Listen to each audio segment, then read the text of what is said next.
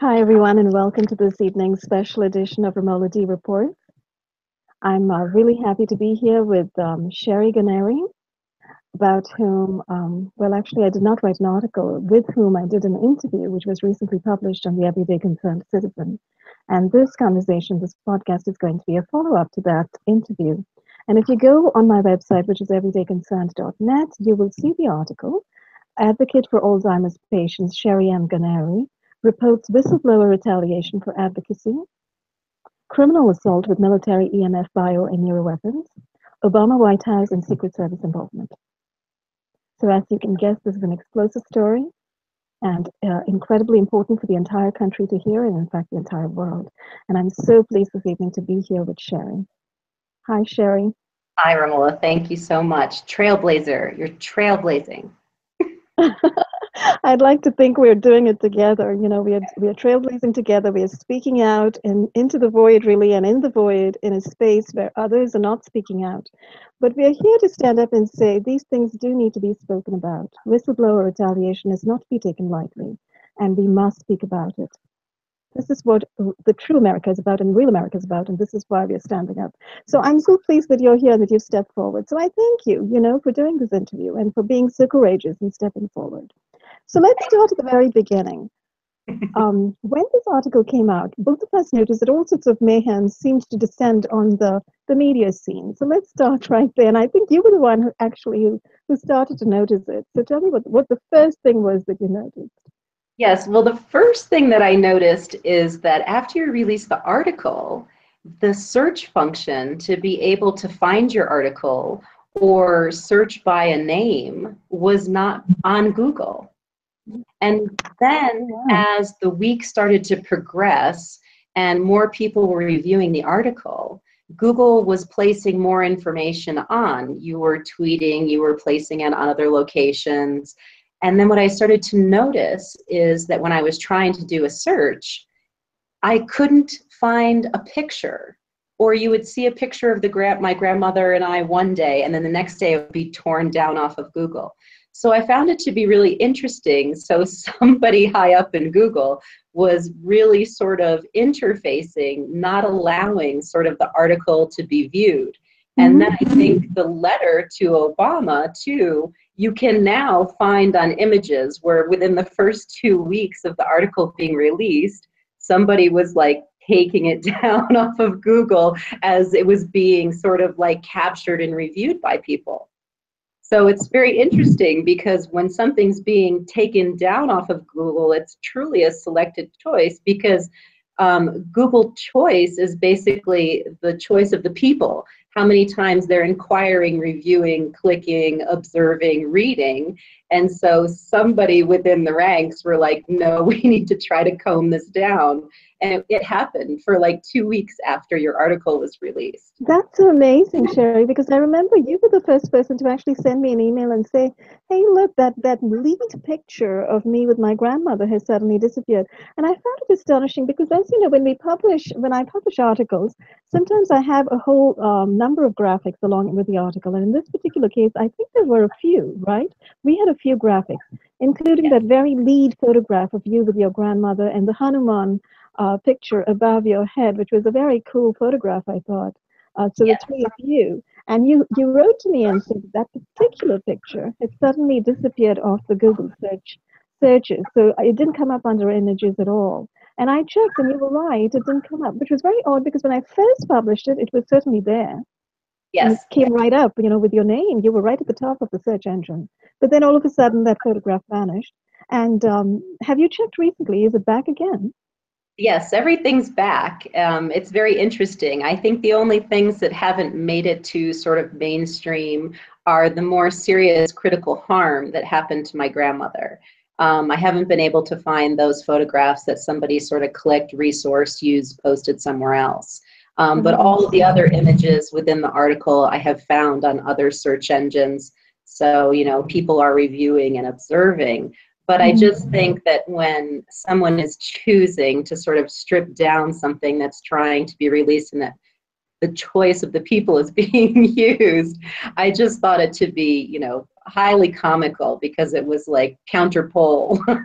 It was just like somebody was getting frantic out there and trying to, pull the images down, pull the graphics down. And even your letter to Obama, which I think is extraordinary because we actually posted all 3 pages of that letter that you wrote to Obama, detailing all the great work that you had done, with your grandmother and standing up for Alzheimer's patients and speaking out and so forth.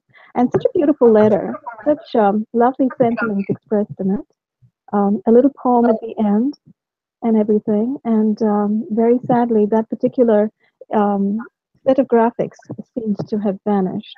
So I'd like to tell everybody that everything is still intact on my website, which is a WordPress.com blog website.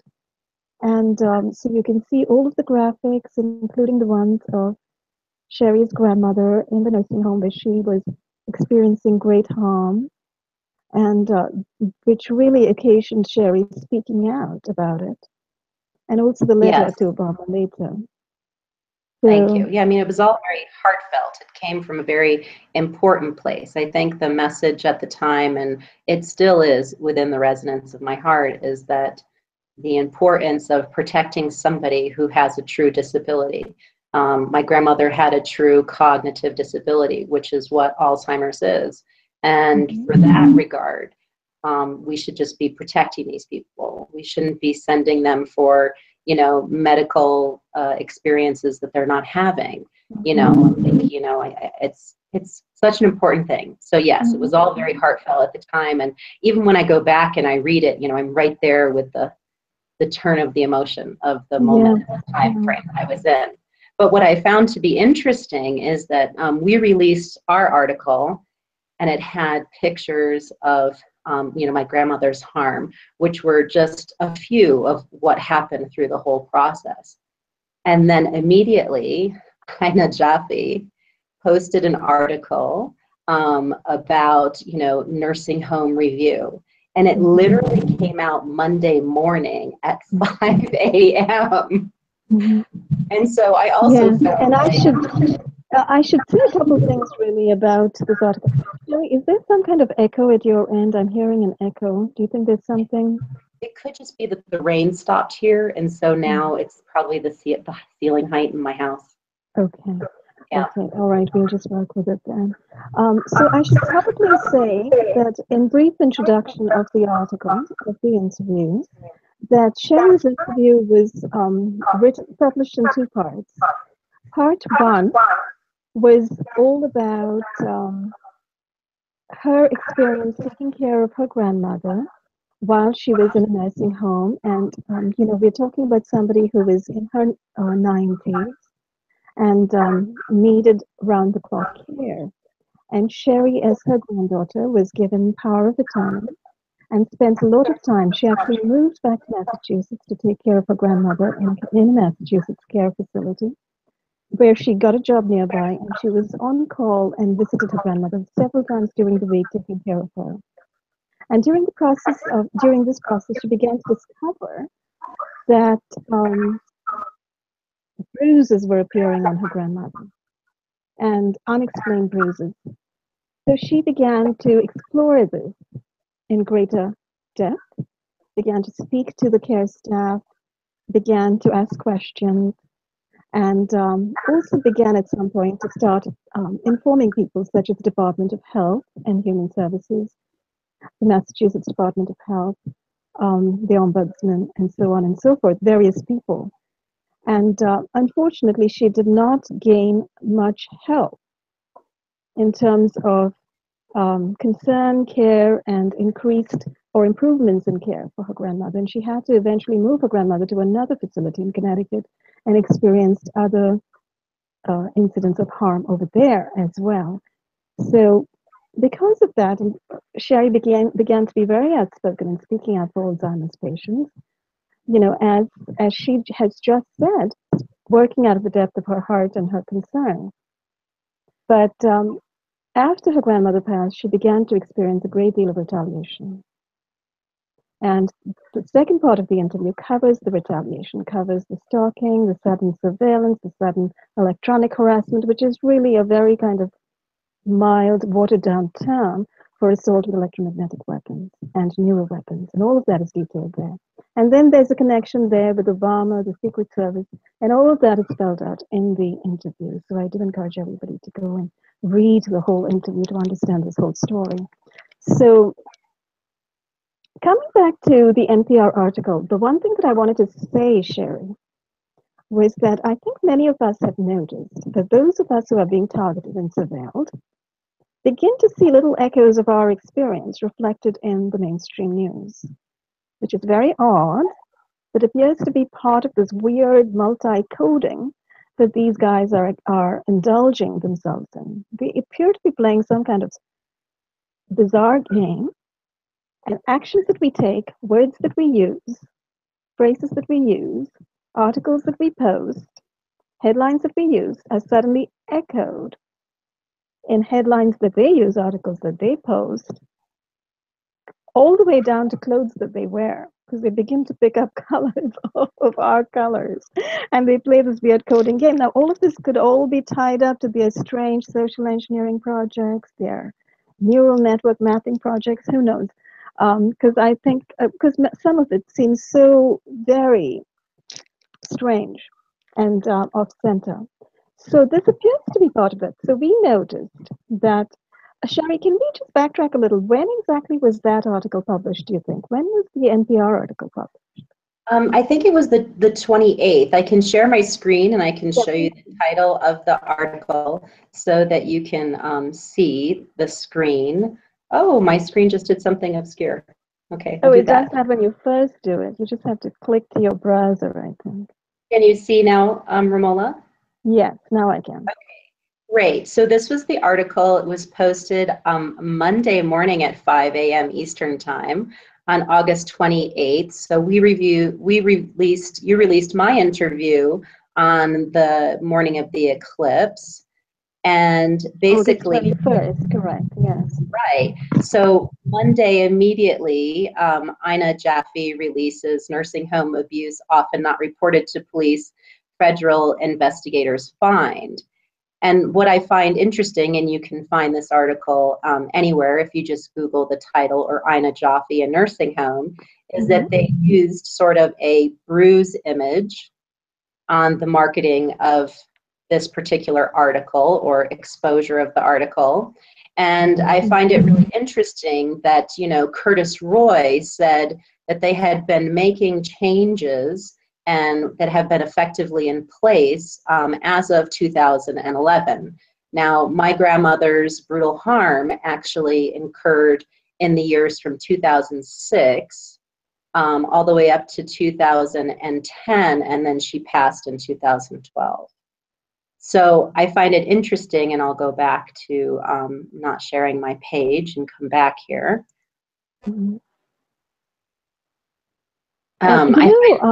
Sherri, that's so interesting because August 21st was when I released the article, and this was published August 28th.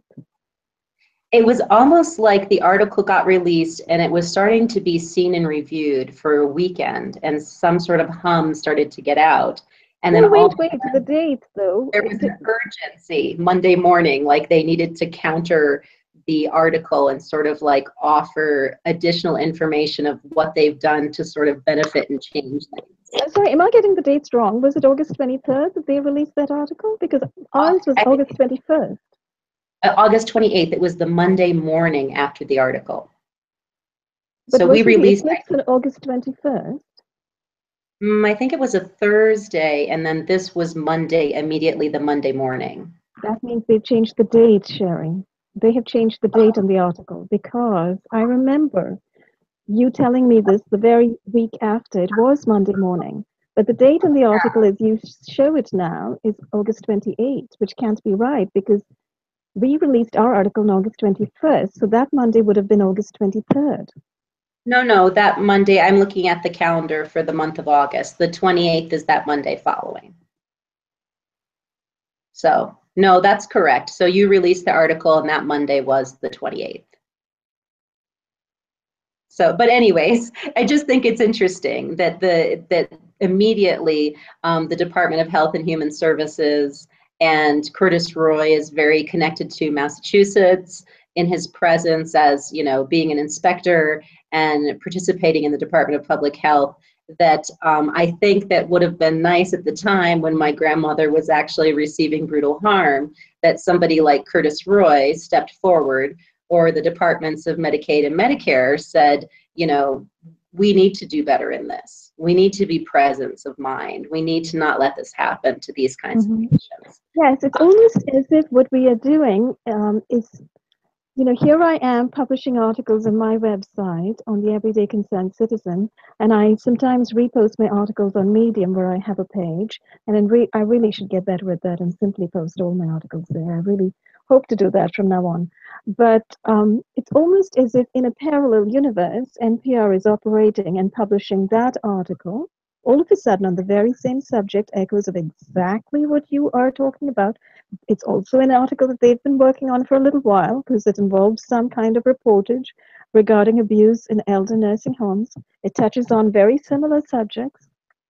And they publish it, and then there's no communication, there's no contact, because I'll tell you what, I tweeted my article to Ina Draft several times. I tweeted several responses and comments to her article, and I tweeted the link to mine on the NPR Twitter page. No response whatsoever. No response whatsoever. No awareness, no recognition, no communication. What does that tell you? Does that tell you that they are seeking to completely ignore my existence? As Yes. a journalist and as a publisher, are they seeking to completely ignore your existence as the protagonist in a very important article, an interview that just came out? Yes.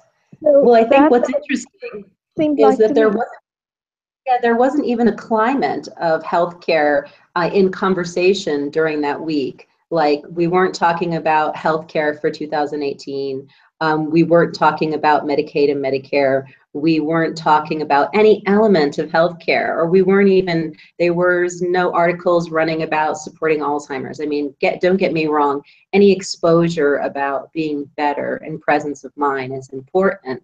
But I just felt like it was sort of like a scream return. Here we are exposing, disclosing in very detailed circumstances. And then all of a sudden we're like, oh, but we really are on it.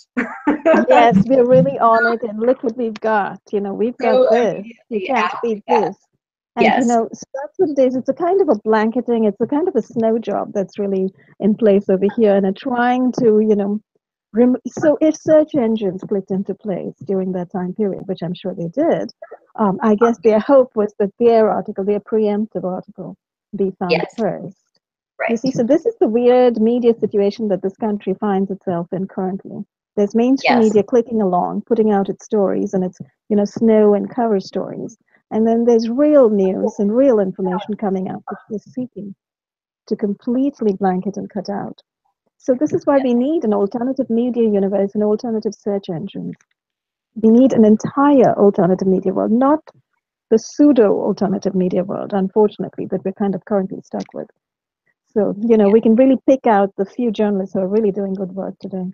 So that's a very interesting and very important thing, I think, for us to have pointed to. So Google that and was NPR. sort of like the quiet sort of hum around the article. And that was sort of like, just unusual elements of not being able to see my picture, not to be able to see my grandmother's picture, not be able to, be able to grab items when people were actually grabbing and looking at items with Google, because it's based on, populating of what, consumers are reading and reviewing. And then her article came out that Monday morning so early on East Coast time. It just felt so, oh, we need to be able to retort and if somebody is inquiring about this. But then the unfortunate thing that happened, and I'll turn a little bit to the personal element of after you release something like that, then I had some overt retaliation. Before the article came out, somebody picked the the reflector light out of the front of my vehicle. And that was on August 9th. And I thought, okay, well, maybe it's just somebody who's picking apart. I don't really park in, odd areas or unsafe areas. My car is garaged and most of the time I'm at work. But then, unfortunately, on August 30th, after the article was released, somebody poured honey all over the hood of my vehicle. Mm. And then on September 2nd, somebody ripped out the grill light of my vehicle. And the amazing thing that I didn't realize at the time when the part went missing is that somebody ripped it out with like sheer force. So it had to be an element of like just sheer anger, because the grill light doesn't come out unless you actually remove two elements of screws, a front and back. And they literally like ripped the whole component out, so the screws aren't even there. And when they actually on August 9th picked my side light to my vehicle, the reflector light, they actually did something even meticulous, like they had time to do it. They took the light bulb out.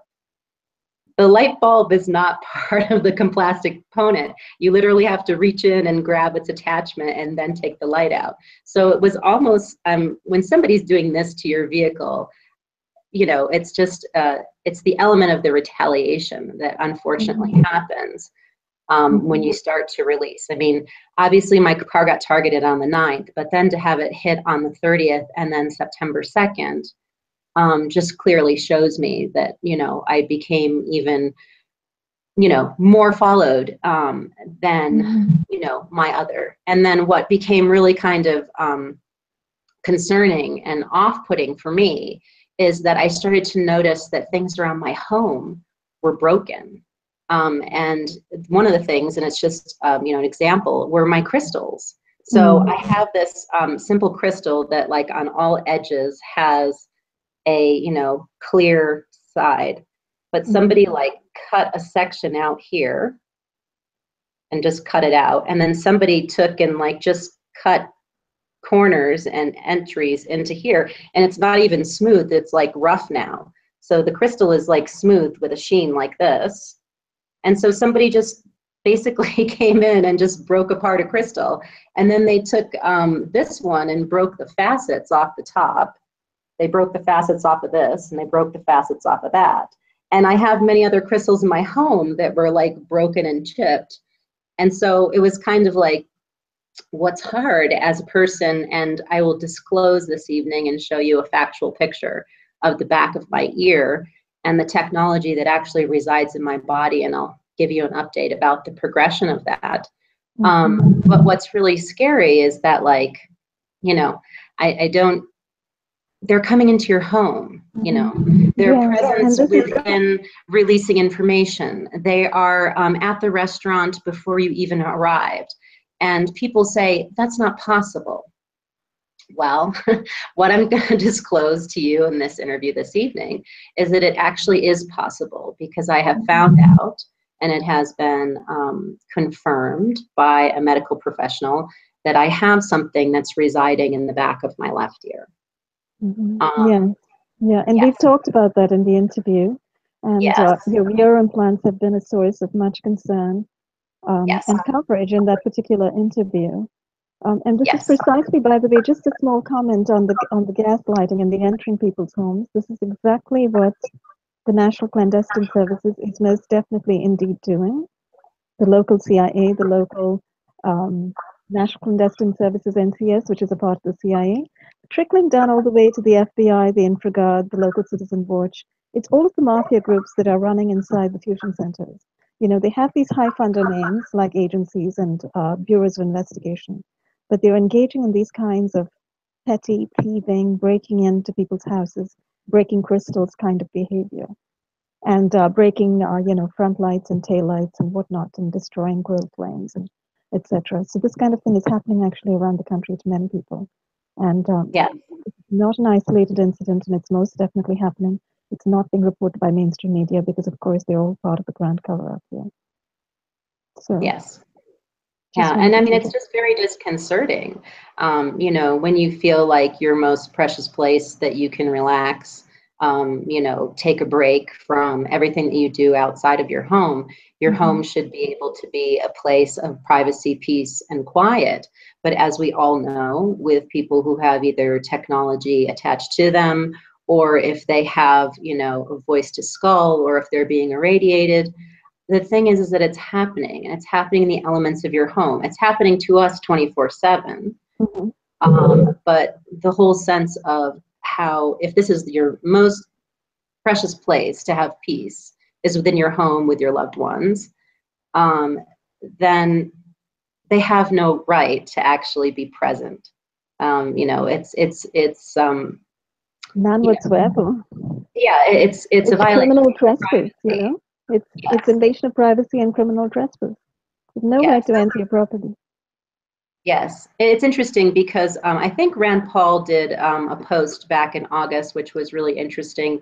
He talked about, he was questioning and asking about the use of drones and thermal scans and how we make our choices about observation and surveillance.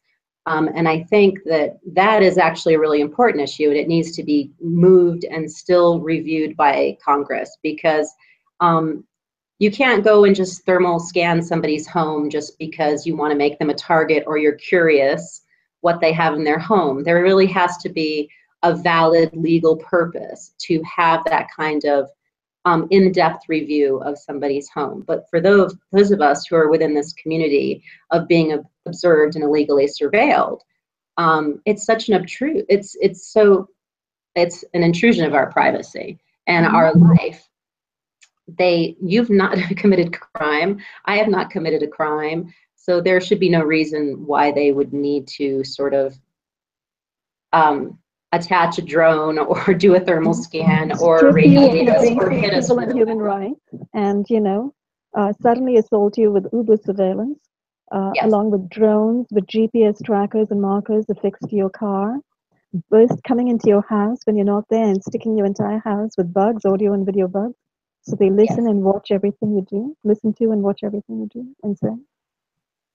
Yeah, and I don't understand where the legal order or where, you know, the sense of the Constitution comes in to make that legal. I think what we're trying to disclose and what we're trying to continue to bring into mainstream is that it's actually not legal. And this is what we need to make present for everybody, whether it's Congress, whether it's our president, whether it's a global leader.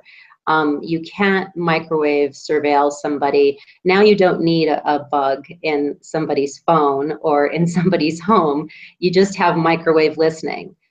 You don't need to come into somebody's home and place an object anymore. It can actually all be done with any kind of level of sonic, microwave, etc.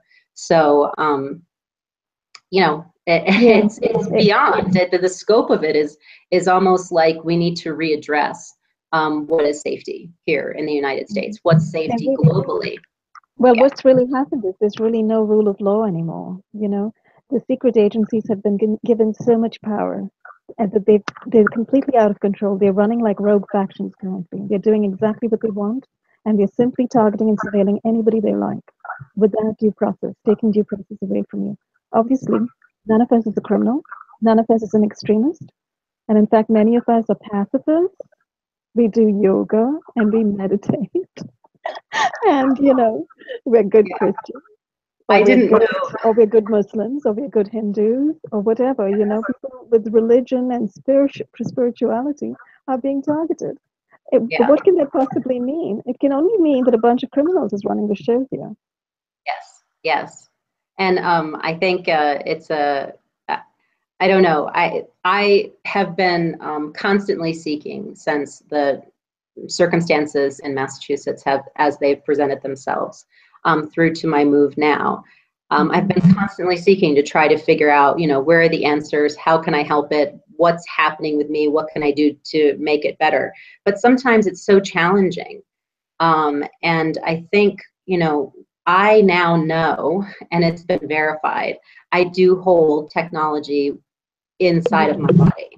Yeah. And I guess, yes, and I'll show that picture and I'll show the outlines so that everybody can understand sort of what my pursuit and what my concerns are at this time and how it's really affecting me. Because this also, if I've been having this particular object in my ear for a very long time, it actually shows how if I'm thinking about something, or if I'm working through something or writing something that's confidential that I'm doing in my home, is no longer confidential because I have something that's attached to me that's not consensual.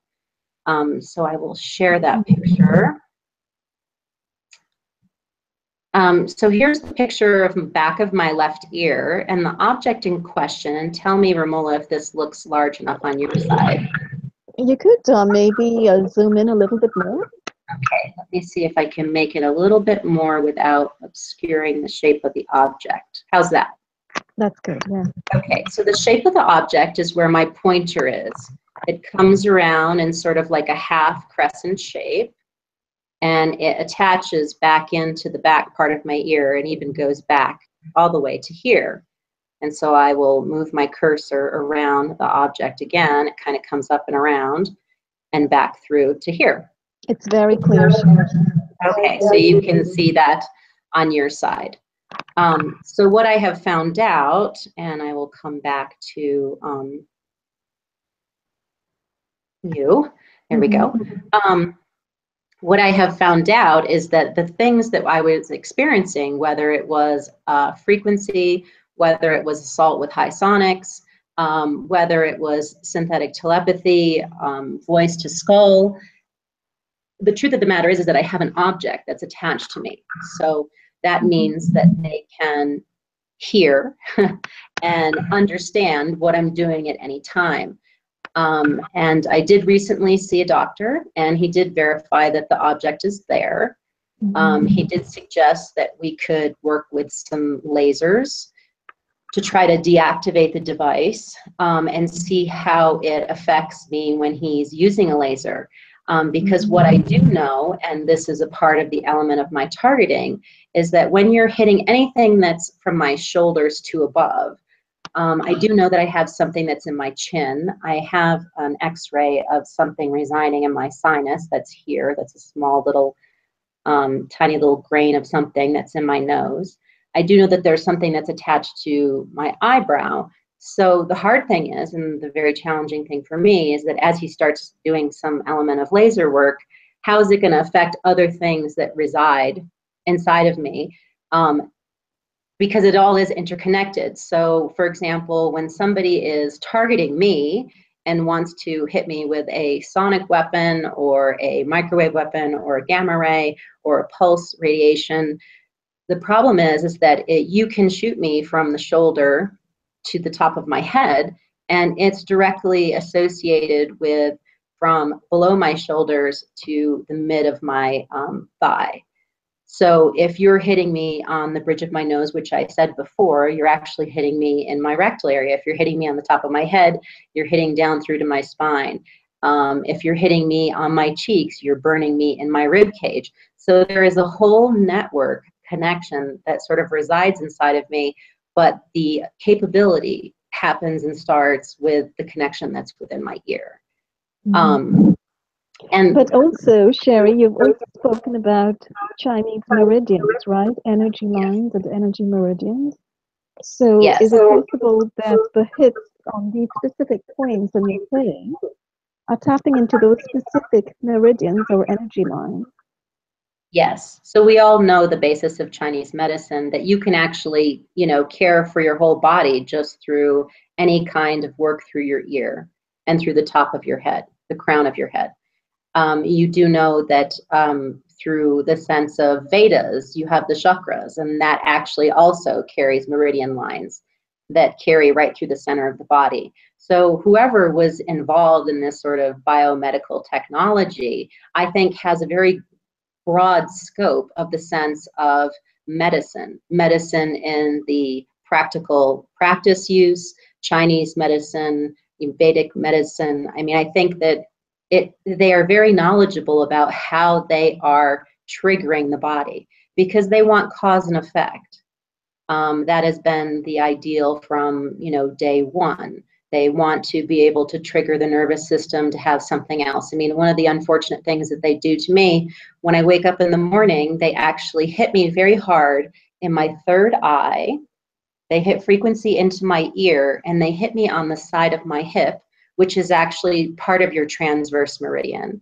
And they do this with over 2 to 3,000 of, when I have my meter on, it measures 2 to 3,000 in electromagnetic frequency. And what they're doing is they're forcing my body to defecate. And I know it's something that people don't want to talk about, but it's happening to more people than just me. But I will, put it out there and be present with it, because nobody needs to sit there on their computer and force somebody to do something unnaturally to their body. But that is basically what's happening. Same thing when they're, burning your rectal, vaginal, abdominal area. They want to put you in a state of sheer anger, which they have been successful in doing.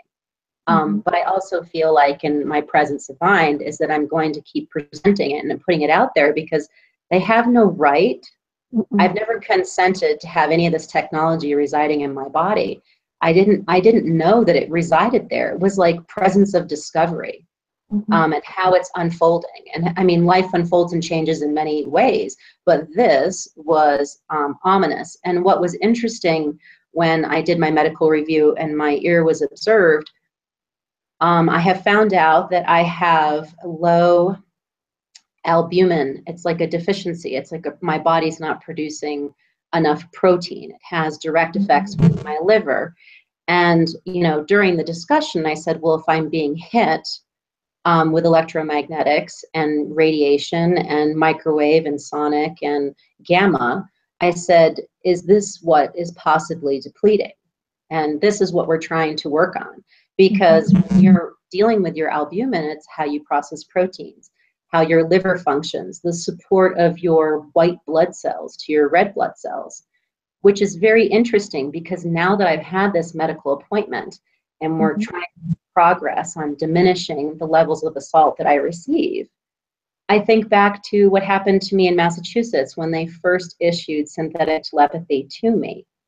When I went to the hospital and I was rendered unconscious, one of the reasons why they also wanted to keep me is because my white blood cell count was over. And it was way under. It was like low levels. They couldn't believe. They thought that I had some sort of, viral infection, but that test turned out to be wrong.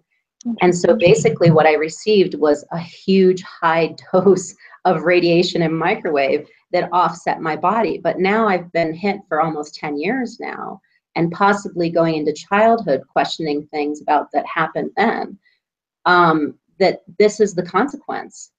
And the reality is that, I'm having to pay the consequence for somebody else's illegal implantation, biomedical use, a sense of torture onto me, which was not consented with. And it's very serious. I mean, we're going to try to see if we can change my albumin levels. I'm going to work hard at it, do all the things that you want to do healthfully, and try to see if we can get better results. But one of the hard things is that I might not get better results because I'm continuing to be hit with the technology.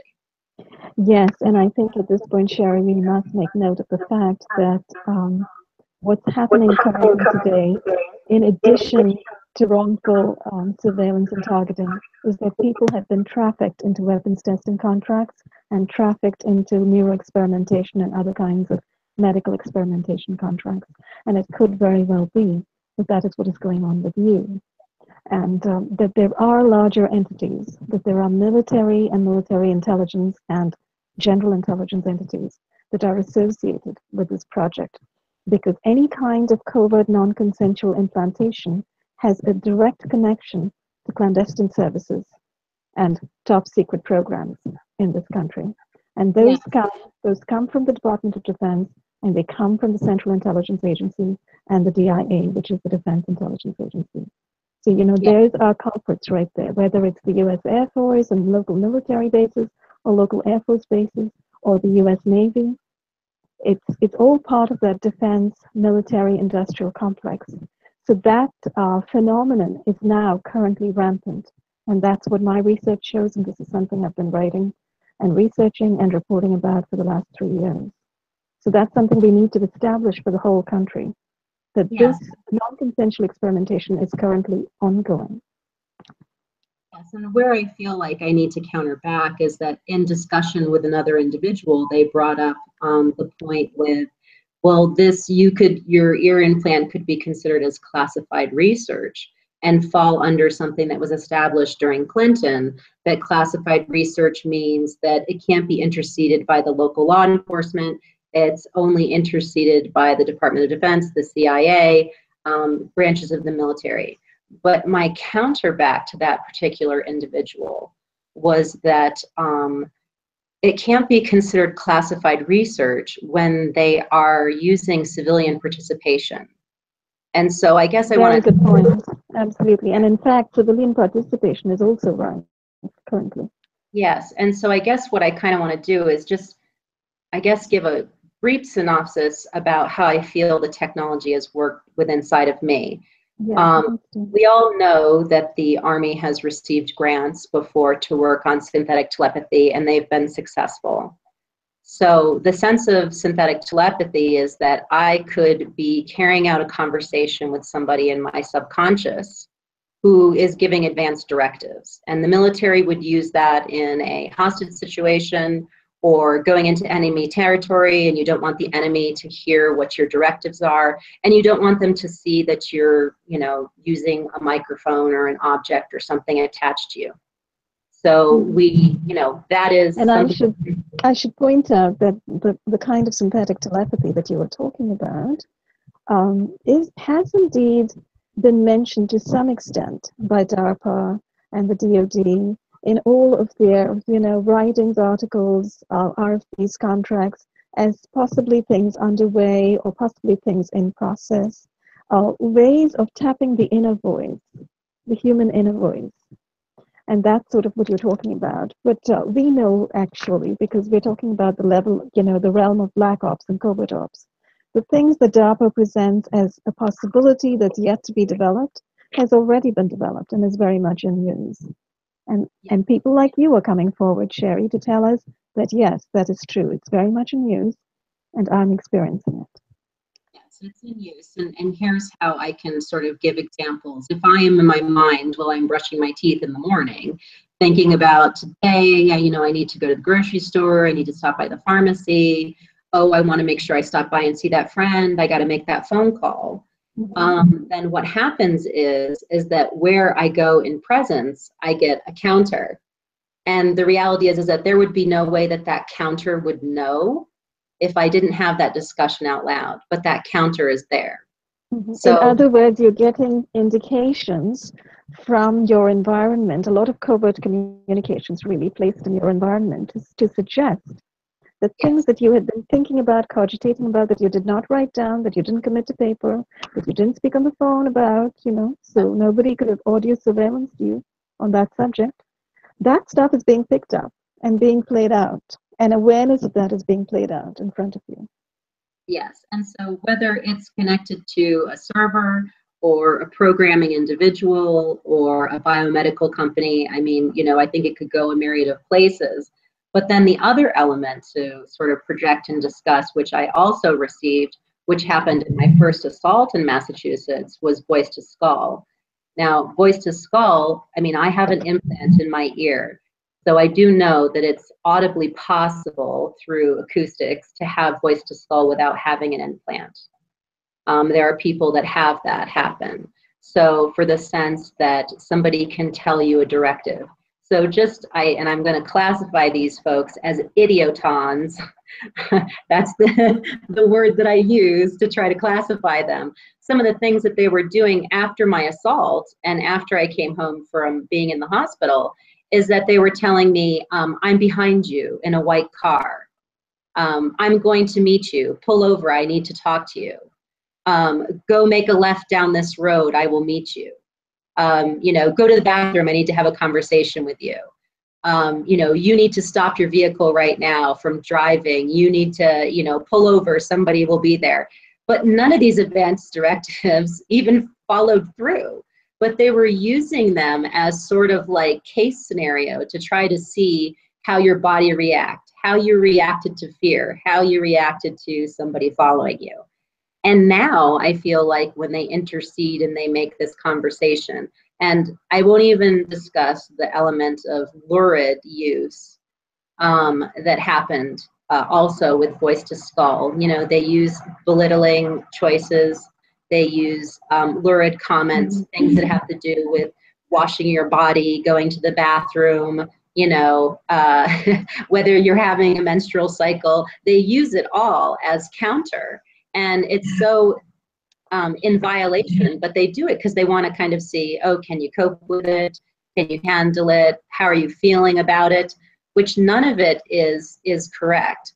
But I want to go back a little bit to the snippet of time when they first introduced voice to skull and assaulted within the synthetic. Yes, please do. I always thought that that's something that should be spoken about in a podcast. Yeah, they basically had to have been observing my subconscious for a period of time before they actually hit me with the assault, because the people that they used in my assault were Joseph F. Barletta, who I had known all the way back since California. And whether he's CIA or FBI, somebody else can find that out. You know, go ahead, people, if you're listening to his name, you can search his name if you're in the military and you'll find your answer. Richard Gardella, who was a family member but also involved in law enforcement. Thomas Rubino was in there. He also was involved in law enforcement and was somebody that I knew in high school and that I dated. They also used Chief Walsh, who was the chief of police in my town, and he's still present as the chief of police. And they, of course, used President Obama and Martha Coakley's voices as well during my first hit and assault. And I think what's interesting is that I don't know, some of the things that they were hitting me with seemed like live dialogue. And then some of the things that they were hitting me with these individuals' exact voices, some of them seemed recorded. I could sort of, when I think back about it now, kind of figure out the elements of which ones were recorded and which ones were actually live conversation. But they were all trying to tell me that I was being followed, I was going to be under arrest, that I was going to be shot in the head, put in the body bag, dragged out onto my street where I lived, and all my neighbors were going to see. And so it was all... And this was a very sad experience, right? Yes. It's really traumatic. Yes, and you don't know what's going on when it happens. It rendered me unconscious. I mean, they had me, they said very lurid things to the sense where they put me in a yoga pose and they did blankety blank to me. And you can take your image there and know exactly what I'm talking about. So it was not all just about arresting and killing me and shooting me in the head and putting me in a body bag. They also used other elements of, you know, your sexuality, who you were as a person. It was degrading and gross as a woman, and being a woman and trying to have women's rights present. But what I found to be interesting, and it never really clicked in the element until I sort of listened to an interview from Melvin Goodman, who just released Whistleblower about a month ago, 2 months ago. And basically he said, you will always be astonished by what the Central Intelligence Agency is capable of, what research and what kind of archival is available to them. So then I started thinking about trying to process to my experience. Some of the stuff was real dialogue, but some of the stuff was recorded. But they were using these individuals' voices as if they were present and utilizing the assault or takedown of me through voice to skull. And so you wonder if they were asked to participate to do these recordings by an agency, or if they weren't actually participating. You know, they also have things called voice morphing or voice transformation software these days. So they can clone people's voices, in other words. You know, so it may not have been these people, really, but their voices that were used. Yes, and so because I have this object in my ear, the interesting thing is I've never had a conversation with former President Obama. I've never had a conversation with Martha Coakley. I've never had a conversation with Chief Walsh. The only people that I had a conversation with were Joseph, Richard, and Tom. But none of these other people I had conversation with, so they couldn't have recorded them audibly. They had to have recorded them somewhere else and been able to mix the dialogue through a machine, or, you know, were part of sort of the presence of, you know, gang stalking an individual or gaslighting an individual. And there are many ways that they have to project voices into people's heads, as we know. There's Yes. classic voice to skull, there's microwave hearing, the prey effect, there's the neurophone, sending signals up the nerves, and then bone conduction sending signals through the bones. So who knows what exactly it was. Yes, and what I experience now, sort of in present day, is that within my environment, people are having discussions around me overtly, which because we know, you and I and people within our group know that this is not in a very open sort of mainstream conversation. It's just now starting to turn and come to light. So that when you're hearing people within your populace, where you go to the bank or the grocery store, or where you spend 9 hours in a day, or it's when you're hearing those people have dialogue. So what I have actually heard other individuals say when they are close by my surroundings, one woman said, oh, she has a computer attached to her. What? I mean, it's going to make my ears sort of light up and wonder why somebody just said that. And who she's been talking to, or who's been speaking to her and telling her this. Exactly. Who's been speaking to her and telling her?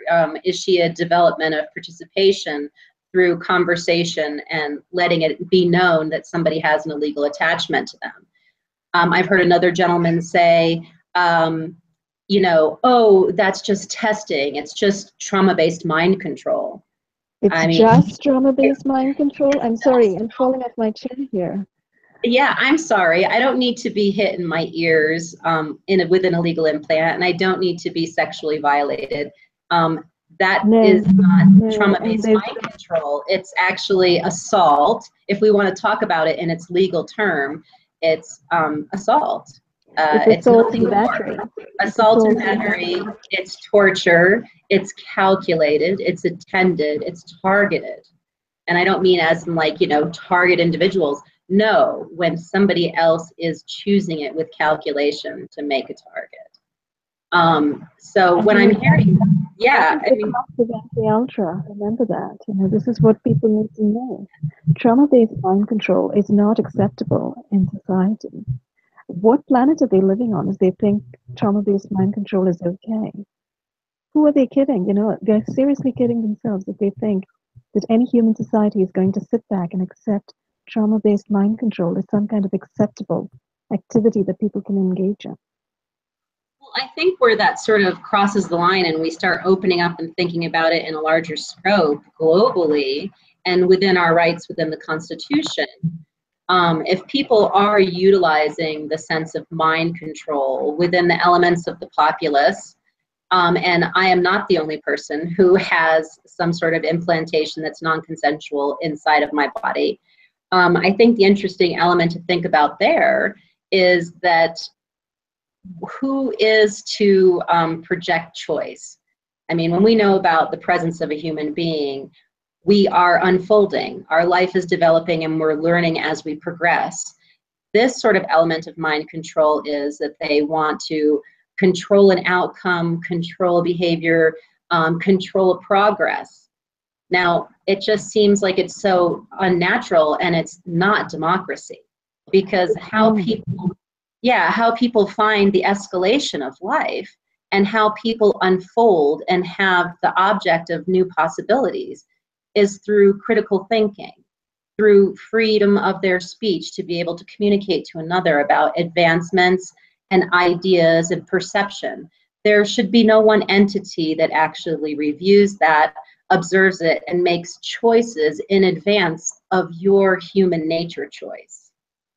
And that's where, when we have to kind of cross the line about what our democracy is becoming, we should not be having somebody make choice and objective in advance of what we feel as a human in our natural choice in moving forward. Absolutely. And how we and what you are doing here currently, Sherri, and as a lot of other victims who are coming forward are doing, is really giving witness and testifying to the absolute fact that MK Ultra nearly went underground because MK Ultra was trauma-based mind control. You know, a lot of those projects, although there were so many projects associated with MK Ultra, part of what they were doing, they were certainly focused on mind control through different means, but part of what they were doing is to take over the mind. And I think some part of what we understand from the remaining documents that have emerged from those records is that they figured out, by whom I mean the CIA, they figured out that by assaulting people and by putting them in states of pain, by forcing them to experience pain, by sending the brain intense amounts of pain signaling, they were able at that point to enter the human body, the human personality, and the human brain. They created alters, they created disassociation in people, and they simply took over people through those means. So, and now if you read Project Soulcatcher, Robert Duncan, the ex-CIA and ex-DoD scientist who's engaged in a lot of disclosure about these current day programs, you'll find out that these programs have started up again. These kinds of covert experimentation projects have started up again. And indeed, what they are doing is in some way trying to map the brain or take over the brain's neural pathways through pain signaling so that they can then enter and impose their own brain waves, thought waves, and so on. And this is where the whole notion of cloning, EEG heterodyning, putting somebody else's brain waves into your brain and all that comes in. So the whole notion of trauma-based mind control comes straight from the CIA, comes straight from MK Ultra, and unfortunately has not been put to rest. Because as we know, in the 70s, when it all came out of the Church Committee, nobody got even a rap on the knuckles. Nobody was prosecuted, nobody was named, nobody was sent to jail. Those programs simply went underground, and here they are, they've surfaced again. And now they've gotten full control of the brain. The programs have advanced to such an extent that people who are coming forward now, like you, are telling us about things that sort of blow the mind in terms of what they can do currently, how invasive it's gotten currently. Yes. And I think sort of something where I'm kind of going in sort of my next projection and thinking, or in an element of trying to put information out there to the public, one of the things that's coming out and is going to be considered within Congress for reauthorization is FISA Section 702. It's coming up in December. They're going to be making a choice on whether they can, how they use certain operations for levels of surveillance.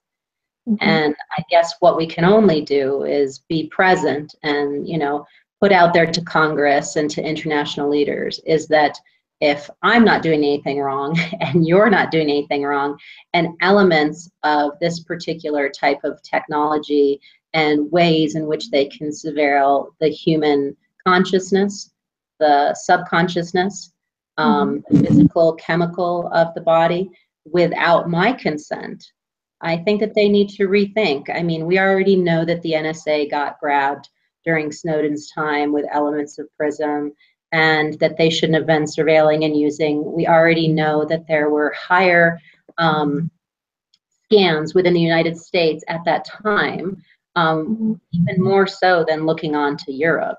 So I think what we need to do is we need to kind of just keep it in the presence of our state representatives, our local Congress, our presidents, global leaders, is that we need to rethink this. I think they need to push back onto the intelligence community and ask them, is crimes against humanity ethical?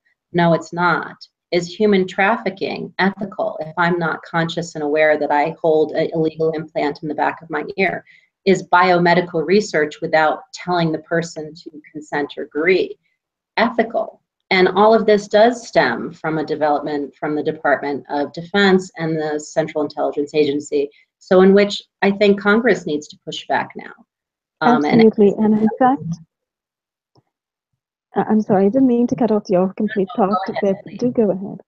No, you go ahead. I'm good. Okay. I think the point that you bring up about Section 702 of the FISA Act not being reauthorized is very, very important because, as you know, people like Jeff Sessions are urging Congress to reauthorize it and, you know, keep it in its in permanent form the way it is currently.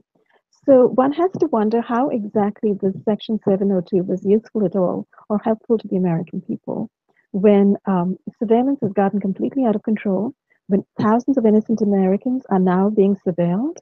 And the first crime really is surveillance, because what is happening now in this country is that people are being tossed into these surveillance programs as a first step. And once they're tossed into the surveillance program, then they become easy fodder for the entire surveillance industry to use their names and send these people off to weapons testing contracts and to neuro-experimentation contracts or artificial intelligence or cybernetics experimentation contracts with the CIA or the DIA. So that first crime of surveilling the wrong people has become a kind of a pipeline to trafficking. And so that's where we need to ask for a cleaner focus. Who is engaging in oversight of these surveillance targets? Who is being targeted? Which congressperson is actually looking into this? You know, which intelligence committee is looking into this? Why are people being surveillanced? Are people being surveillanced because they held up a sign at an animal rights protest or at an anti-war protest? Are they being surveillanced because they took care of their grandmother? And in fact, that is exactly what's going on. So the people who are standing up in this country, people who are showing themselves to be of morality, conscience, and integrity in this country are the ones who are being surveilled, targeted, and being thrown into these non-consensual experimentation programs. So Congress most definitely needs to be apprised of the scenario and needs to get cracking and change it utterly. Or, you know, they're just making themselves obsolete. This entire country, this entire system is making itself obsolete if this is what they're going to continue doing, which they have been doing for a very long time under several administrations. And there have been a few people that have countered back here and there, but I don't think that there's enough. I don't think there's enough to make move and progress, because I think there's that sort of ominous sense that it is the powers that be. It resides so above somebody's head that they don't know how to neutralize it or make it plateau. Not that we want protection of our country to plateau in any ways. We have to be able to protect ourselves against, you know, certain other entities in other countries. We don't want to risk that. But how can we then, you know, measure? It has to be a consciousness effort to bring it back down to how it's been out of, you know, control. Because I think what the biggest problem is that the Department of Defense sort of dropped something and then it kind of hit some sort of civilian populace or department enforcement populace. And then it sort of, you know, was like marbles shooting around and going many different directions. And then it started to be used for, you know, you accidentally didn't stop for that pedestrian at that crosswalk. That person who, you know, you didn't stop for knows somebody in a department who can now make you a target, which, you know, this is not who we are as humans. This is not democracy. We don't start targeting people just because they upset us. It's actually a dialogue. It's a conversation. And I think that's what's really hard, is I think it's, there's only so many people who have been able to step up. I know Rand Paul recently did in August, countered back and said, you know, listen, what is the true use of this and how is it being used ethically? And please explain to me because I'm confused. But we need more people like that. We need more people, more congressmen, more senators, more representatives to push back and say to the non-lethal department, are you overstepping? Because clearly we have affidavits and we have pictures and we have experiences and we have interviews and we have articles that are moving forward and showing, yes, it has way overstepped its bounds. They're most definitely overstepping, and I think the kind of overstepping they've done is at the level of the regulations and directives and, you know, executive orders that they have self-permitted themselves, permitting themselves to train their weapons on the American population or on the country's population. You know, they permitted themselves to do weapons testing. They've got written into their laws now. You know, this is all under color of law. It's not legal or lawful, and I think it can be torn down in any court. And I think many of us who are being targeted are most definitely going to pursue this in courts. But they do have regulations and directives written now into the NDAA, into 5240.1, into executive orders that state people under surveillance can be experimented on. People under surveillance can be experimented on by the CIA. I mean, what country are we living in when you have agencies deciding to train weapons on their own population? But when there is oversight by the CIA, it's supposed to be classified and not allowed to be used with civilian population. In my case, I can actually give you a myriad of examples where mine has crossed over into civilian population. So that means that it can't fall under that element of surveillance and experimentation because it has to stay classified and it has to stay within a certain community and a certain group of people. It can't just snowball out. And with my experience, and I'm sure other individuals, is that it's snowballed out in a very obtrusive way.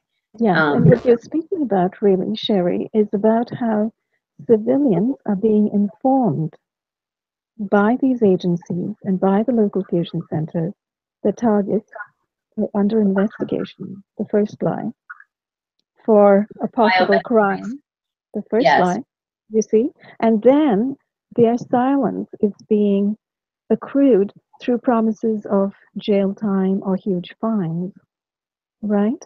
And so people around are kind of sworn to secrecy, and yet they're being called in to participate.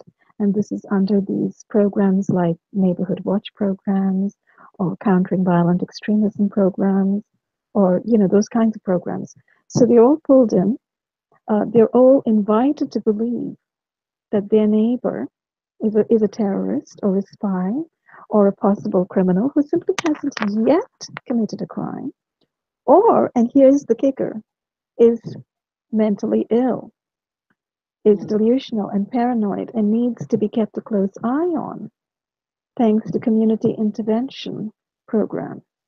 So there's all sorts of lies circulating, as we know. And so these unfortunate targets who turn out to be the most brilliant, the most accomplished, the most outspoken, the most well-spoken, the most articulate, end up being surveilled, watched, and tracked by their neighbors, who often don't even have a high school education. But they're tracked and put down and deprecated and seen as monsters. So this is how these agencies and fusion centers are completely breaking apart communities, destroying America, destroying the core of who we are as people and as society. I mean, I don't think it's anybody else's choice to reflect onto you. How do people find self-reflection? Well, they find it by knowing themselves. Some people know it through their spiritual means, their religious means. Some people share their progression with a physician or a loved one or a family member. But the choice of how you're observing and choosing to observe somebody else and participating in that is beyond. It's a sense of voyeurism. It's a sense of gameplay. I think where it's going and where I personally feel is that a group of people aren't allowed to say, well, you can go in and hit her here and see what her reaction is because we want to analyze it. Well, I didn't agree to that. And so that means that you're participating in human trafficking. You're thinking that I'm a game other than a human being. And quite frankly, if somebody of any power or enforcement came to me and said, we think that you have a terrorist living next door, so we would like you to give us some intel, observe, or participate in this program, I would say, this is your job. That's your duty. That's what you took your oath for. Don't get me involved, because why should I be? You took an oath to take that job and be present in protecting America or protecting, a place in Europe or protecting a local state or a local town. I didn't make that choice. I'm not going to be intrusive onto someone else. So I think it's sort of like what I'm finding hard to find within the community is, where is your ethical and moral choice? If somebody is saying that this is non-consensual and that I never placed this object in my ear and never knew about it, And I had to discover and find and have something critically hit me to understand the development and progress. No power, no entity has a choice to do that. It's actually just resides in terrorism. It's a choice to participate in terrorism. Absolutely. And I think we should spell out for the world that these are criminal military experimentation projects. These are criminal non-consensual weapons testing projects. These are acts of criminality because they involve actions of abuse, assault, and battery on the body of humans, on the bodies of humans, on the bodies of civilians. And these weapons, which are now being euphemized as non-lethal weapons, are truly not non-lethal weapons. They are lethal weapons. They employ force, and they are direct and carcinogenic, hazardous, harmful, perniciously, wickedly, malevolently harmful radiation on the bodies of humans. So the people who are handling these weapons and directing this energy, this incredibly harmful energy on the bodies of humans, are engaging in criminal activity. So every single one of these experimentation projects that civilians are being roped into is a criminal enterprise. And therefore, civilians who participate are openly engaging in crime. Right now, they may imagine that they have the protection of these agencies who have told them that they are protected, but not when people understand what they are doing and pull them up before tribunals, pull them up before courts, openly expose them, publicly expose them, publish their names, their photographs, and their careers for the entire world to see, because it's come to that. It's truly come to that. Yes, it's a full disclosure moment. I mean, I think there have been many points in history where people within the communities have come forward, and we know some of those people who have come forward just to say, out of ethical and moral compass, how is this right? And I think that this is a time for people to change and turn. And people in the medical field have to think about the expanse on how to treat people with certain conditions as we think about heavy metals coming into the environment. We have to think openly about agriculture and how it affects the food that we eat. The scale is large, how we think about our weather, how we think about our personal choice. So is our personal choice not going to be our personal choice because everybody needs to be implanted because it's so cool because they can pay for their food or get their medical record just by scanning a chip in your neck? Technology is great, but when it starts to cross into losing your choice, your freedom of speech, your element of democracy, then I think that's when it's crossed the line. And I think it needs to be absolved. And I think the reason why you and I are here this evening is specifically because of that. We need to disclose it because some of these things that are happening seem so very sci-fi, and how can it be really possible? Well, I'm telling you, I'm telling you, and I'm letting you see something that's very personal to me.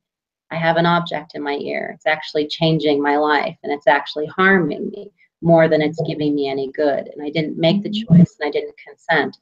So where is our presence in being in that? I mean, I don't think being an advocate for Alzheimer's is a reason to, pull someone down for that. If anything, I felt like what I presented to my state and to agencies and to the White House was important. It changed. It changed the element of how we need to keep these patients safe. And that doesn't make me anybody who is more exceptional than another, because there's countless Americans every day that share their experiences and show how they've helped within their community. I just think we need to try to get out there and broaden the scope of our community, our healthcare, our law enforcement, to observe in a bigger scale, because it's actually gotten larger than they really know. I think the first impetus was that, Havana had a sonic attack. Really? Okay, well, everybody in America and around the globe, it's possible and it's present.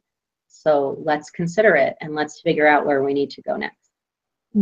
Yes, and I think there are many people, surely, in law enforcement, in the military, even in the intel agencies, who know exactly what's going on, who know that these terrible experiments are being carried out. These terrible weapons are being used on people. But surely are not people who agree or feel aligned with this extraordinary criminality and evil that's in play here currently.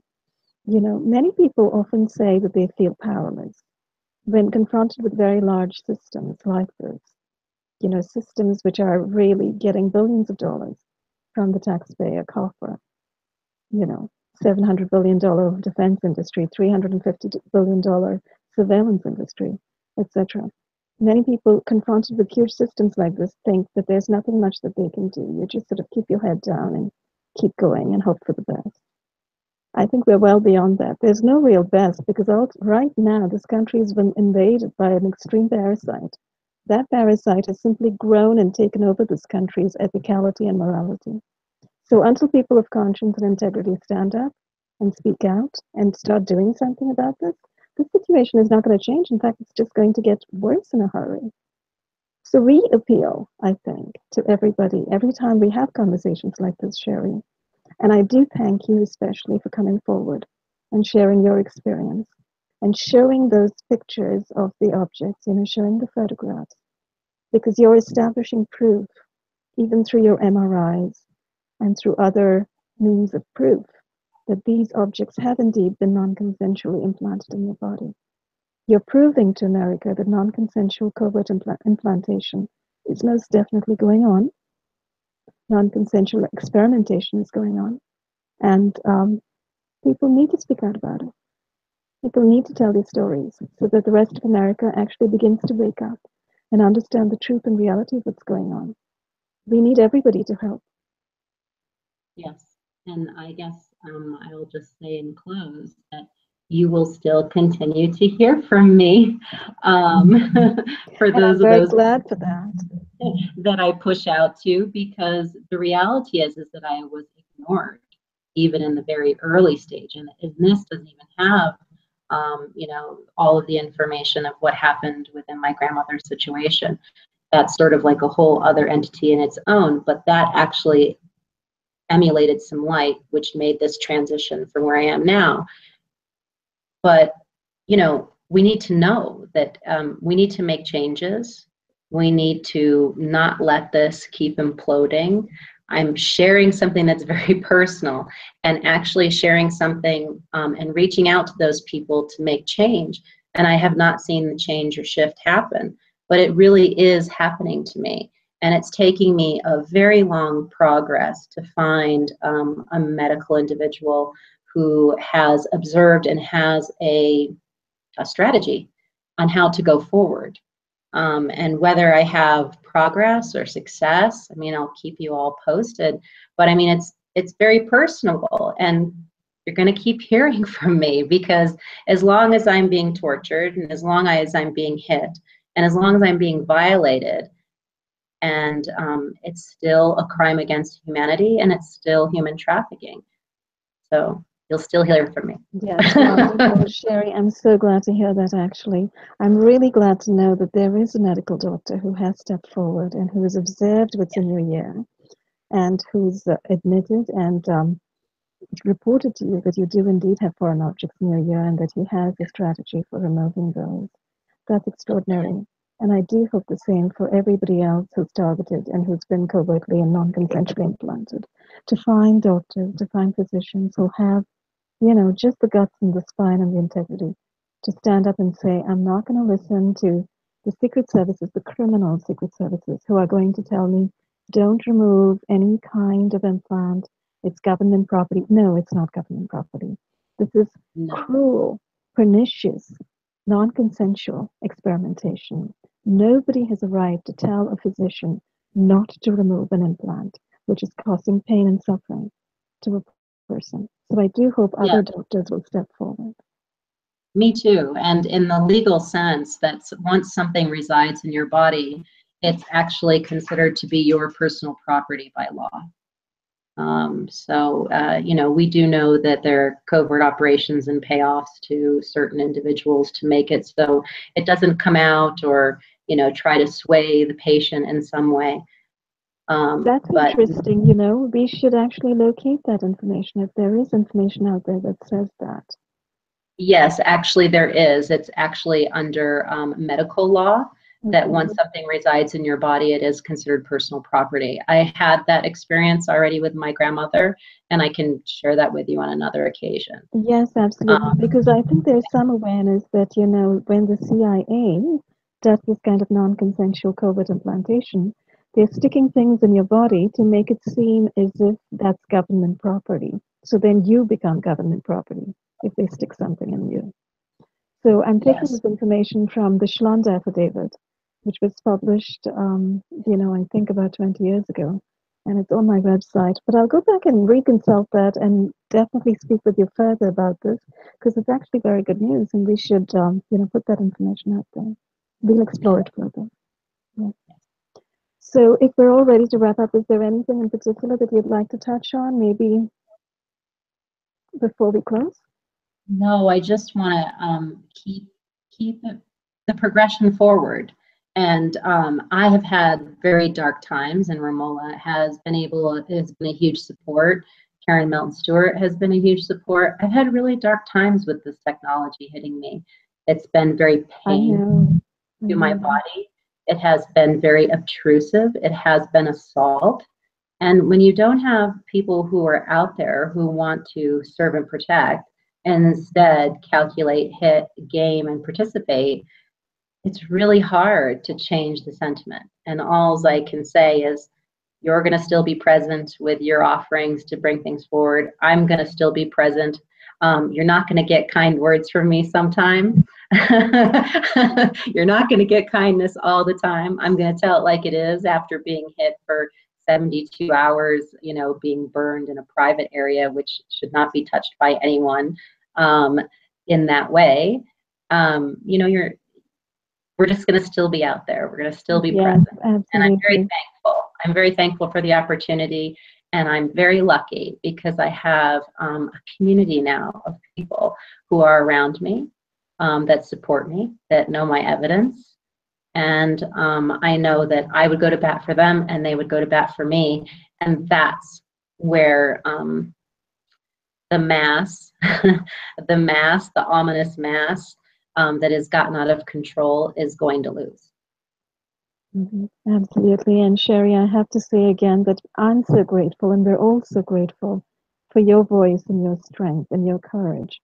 Your interest in coming up, standing up and coming out with this information, presenting it to the world, and speaking out, with great strength. Because as you say, this is absolutely right. We are literally fighting a new battle today. It's the fight for neuro rights, and it's the fight for bodily sovereignty. So, because of neuro weapons, the existence of neuro weapons and the use of neuro weapons against us, and the use of electromagnetic weapons against us. So it's a very important period in time and period in history. And, you are a pioneer here. You're sort of holding a flag and, showing us the way as we go forward. So I thank you again for coming forward. And as you know, I'm very happy to speak with you again and, continue to present updates because I want people to hear your voice and the strength of your voice because it's inspiring. And, it gives us courage that all of us who are in this fight together are indeed, making some headway and will indeed move forward. Yeah. So one for humanity. So thank you again so very much. Thank you. All right. Thank you everyone for watching. We'll see you again very soon. Thank you. Bye-bye.